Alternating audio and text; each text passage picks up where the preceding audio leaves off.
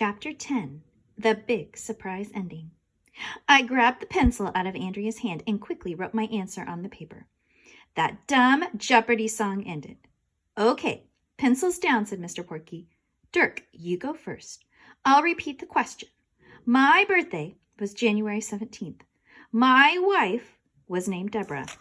I played the violin, the harp, and the guitar. I was a slave owner. I died when I was 84 years old. Who am I? Morgan Brocklebank held up her piece of paper. It said Andrew Johnson on it. No, sorry, said Mr. Porky. That is incorrect. Ugh, groaned the Dirk half of the audience, Morgan pounding the table with her fist. Dirk still wins if the elementary team gets it wrong, said Mr. Porky. Elementary, what is your answer? Everybody in the audience was glued to their seats. Well, not really. That would be weird. Why would anybody glue themselves to a seat? How would they get the glue off their pants? But everyone was looking at me. I held up my piece of paper. It said Benjamin Franklin on it. Benjamin Franklin wasn't a president, Andrea yelled at me. She was furious. I can't believe it. How could you make that same mistake again? Benjamin Franklin is correct, shouted Mr. Porky. It was a trick question. I never said the person was a president. Elementary school is the winner. Everybody in the all-purpose room started yelling and screaming and hooting and hollering and freaking out. All my friends rushed up on stage to give me high fives. Andrea said she was sorry for calling me a dumbhead. It was the greatest moment of my life. And then if you see that little star, the note below says, I should get the Nobel Prize. That's a prize they give out to people who don't have bells.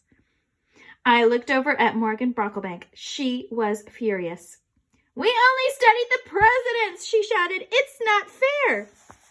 She looked like she was going to cry. I almost felt sorry for her. I went over to her and said these 5 immortal words. Na-na-na-na-boo-boo. Chapter 11, Disneyland.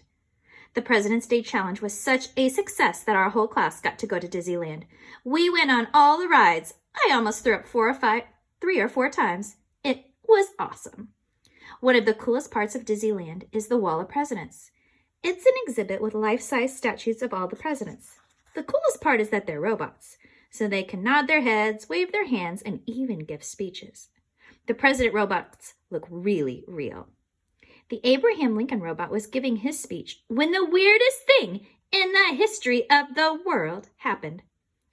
Lincoln is Emily's favorite president, and I guess she got a little too close to him because the statue started to topple over. It fell against President Truman. Truman bumped into President Nixon, and Nixon knocked over President Grant. The next thing we knew, the rest of the presidents were going down like dominoes. We got to see it live and in person. You should have been there. Watch out! Shouted Alexia. Help! The presidents are attacking! Shouted Ryan. Run for your lives! Shouted Neil. In the end, the president robot statues were all over the floor, and we had to crawl out from under them. That was weird. Well, that's pretty much what happened. Maybe Millard Fillmore will flush his toilet. Maybe grown-ups will stop saying blah, blah, blah, blah, blah all the time. Maybe President Bush will stop throwing up on people. Maybe Porky's Pork Sausage will get a new jingle. Maybe President Obama will go back to scooping ice cream at Baskin-Robbins. Maybe President Taft will go on Weight Watchers. Maybe next year we'll figure out a way to knock February off the calendar. But it won't be easy. Oh, I almost forgot. We got another prize for winning the President's Day Challenge. Besides bragging rights, a year's supply of Porky's Pork Sausages, and the trip to Disneyland, there was that secret prize.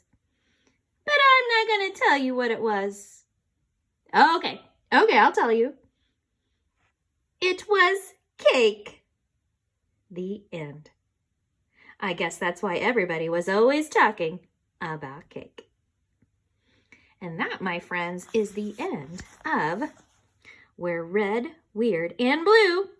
What Can We Do? By Dan Gutman.